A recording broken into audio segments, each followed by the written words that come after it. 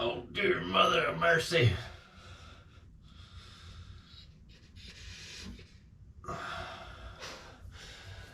How's it going today, YouTube?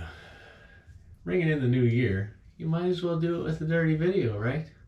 So, I thought, there's a lot of things people don't know about their commode. So, sit right back, hang on tight. We're going to tell you everything you may or may not want to know about the good old crapper.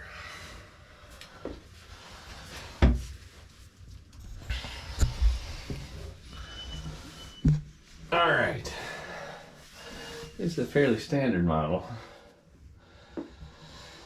of your modern day porcelain throne. Basically, what you got here is a water tank where the water comes in from the water line.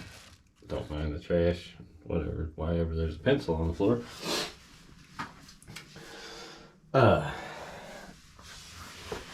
And so, get down here. Water in the tank. Gravity, does what gravity does. When you open the flush valve inside the tank, it opens up a big opening that does a couple of things. And I can get down here and show you. It's fairly easy to tell. When you open it up, see, it's got a channel way that goes this way, and it looks like that's the main channel. But in fact, that's what's going around the rim and feeding all your little jets around the edge. And then you got another channel that comes down from there and runs down, and I'm not exactly sure where it runs on this one, but it comes out. Oh Lordy, can you bend over real far now? And you see that hole down there? It's going to come out there and kind of push water that way. And if you notice the height of the water in the bowl, you can tell because that's where it is. And then you come over here and you look at the height of this trap. So this is full of water in the bowl here. Oh, my official guard dogs are getting concerned for my well-being. Pay no mind. So from here, that's where your water line is in your bowl. So what's going on when you flush the toilet, if you notice there's a channel back here. See if I can get you in there closer.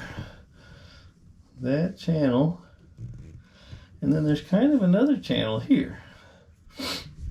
So what you got going on is when you open that flapper valve up here, look up here now, up from the tank, it lets the gravity fill water down into here,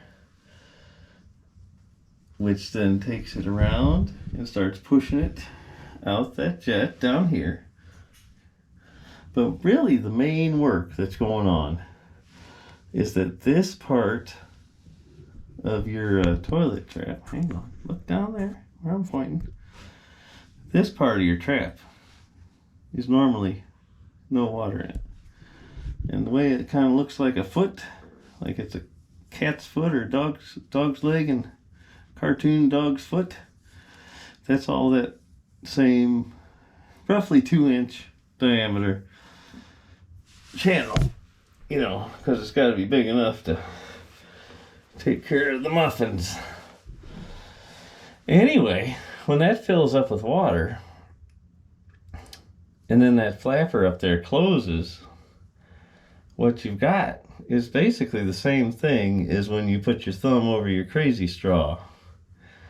You get the siphon effect. So gravity takes over from here and starts pulling this down. And since this is all full of water right at that moment, it's all a sealed crazy straw, basically. And so it just sucks what's in the toilet bowl. As it siphons down through here, it draws it down. And so if you listen when your toilet's flushing, right as it drains the bowl down, you'll kind of hear a little gurgling sort of noise. And then what happens at that point is that you get air up into here. It breaks that siphon. And now, you know, your corn cookies go down there. And, you know, the rest of the water that is kind of in mid-flow, since it's not being drawn down this way by the siphon effect, it just kind of settles back in. And then, as your toilet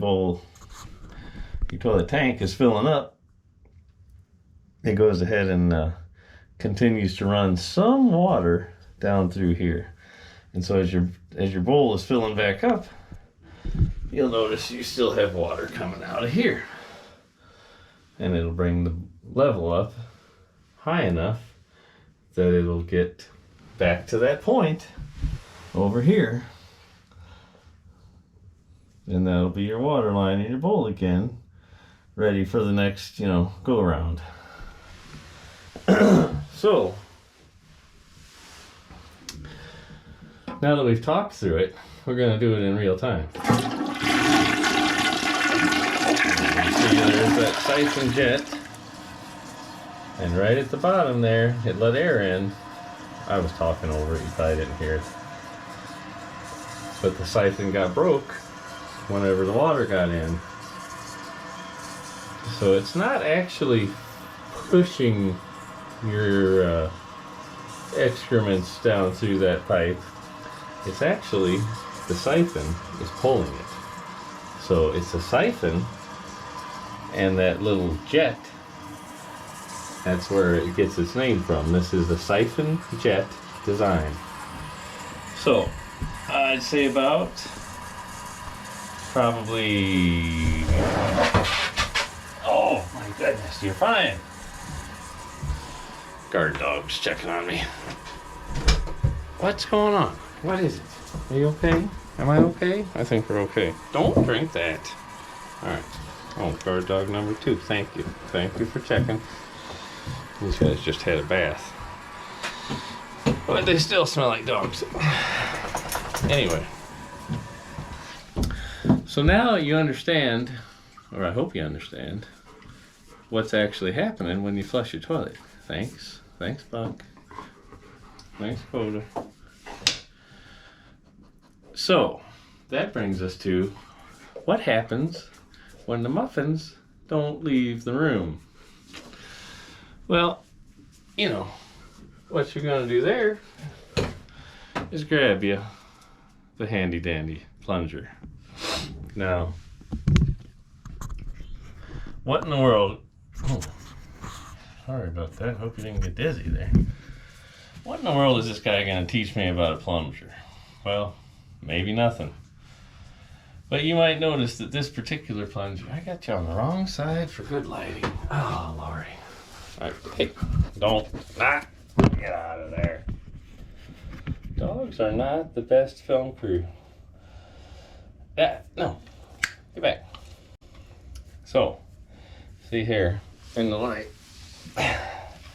This is a fairly standard plunger, all right? Nothing too fancy about it. I actually like this kind the best, where it has the horn that kind of goes into the, up into there. And if you don't have a toilet where that fits in it, it's simple. You just fold it in, you know. And then you've got more of a, you know, your cartoon shoot the plunger at somebody's face shape. But if you have it to where it will fit into the horn, it's probably best to go ahead and put it out there. So remember how I told you just a minute ago how the siphon jet works? Well, if you got corn cookies stuck down here and you've got an air pocket right here, you can shut, thanks for, get off. I love you too. Now get off my face. Not you, I'm talking to the dog. Anyway, you got an air pocket up in this part of the trap here. So if you take this plunger and you started plunging away here, what you're trying to use is hydraulic force. But you're just moving this water right here, and when it hits that air pocket, it's losing its hydraulic force. It's just venting that air back and forth. So your corn cookie down here doesn't actually get any effect whatsoever.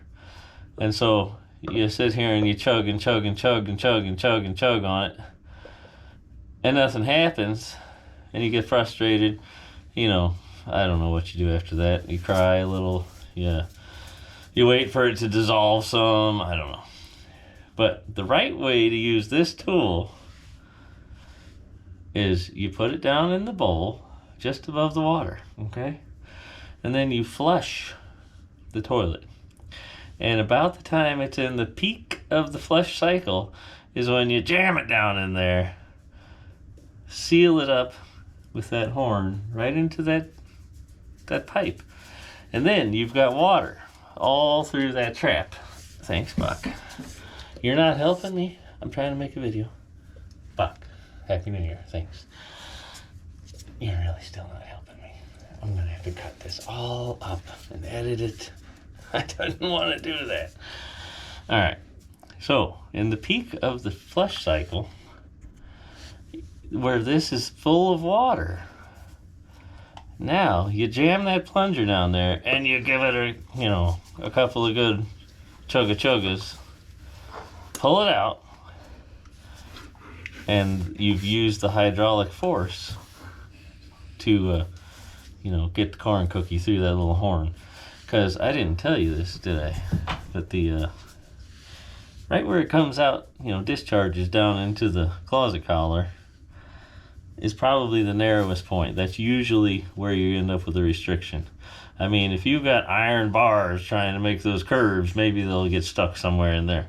But your average obstruction is probably more right down there in the little, it kind of constricts down to almost like a nozzle type shape. So, now you know that, did you know, while I got you down here, and if you hung out this long, that the reason the toilet got the name the Crapper is because of the fellow that invented the gravity flush toilet. It used to actually, when he invented it, it was a big tank up on the wall, had a fairly long down tube, and it probably did use the velocity of the water to sort of just push it out of the bowl. I can't remember the guy's first name. His last name was Crapper. He had a patent on it. And that's where the term crapper came from. So if you're going to go visit the crapper, take a crap, that's where that all came from. And kind of on the same subject, as long as we're talking shit, SHIT actually has a backstory too. My knee was going to sleep. Back in the day, they'd ship manure around before they got chemical fertilizers, so manure was a high commodity for farmers. And they would ship it around the world. And so when they would pack it onto crates and ship it across the oceans, this lighting is terrible. The crates would sometimes spontaneously combust because the bacteria in the manure, cow manure, horse manure, and whatnot, being packed in there, would get... Look at this. What are you guys doing? This is not your dojo. Vicious dogs. Practicing to protect my life. I appreciate you. Happy New Year. Move along. Hey, go. Move. Back. You don't even know what that means. Oh, yeah, that means lick my fingers. Get out of there. Anyway, what was I talking about? Oh, yeah, shit. So, they had it in the crates. They'd stack it in the boat. The bacteria in there would start to get hot. And without airflow and cooling, these stacks of crates of manure would catch on fire, and that was a big problem. You don't want a fire on your ship. So they determined the best way to ship it was to put it on the top of the stack. The manure had to be out where it could kind of be ventilated and keep it cooled down. So they would stamp the side of the crate, ship high in transit, high on the top of the stack. S-H-I-T was how they abbreviated that, because nobody likes to write everything out or make a stencil that big, so it was just S-H-I-T. So manure became shit by that little, acronym, abbreviation, and whatever it is. So I hope you learned something from this. Now you know how to more effectively use your plunger. You know why we called it a crapper. Maybe you never even called it that. That's kind of an old school term at this point. And where the word shit came from. So the next time you're talking shit, you'll know you're a crapper.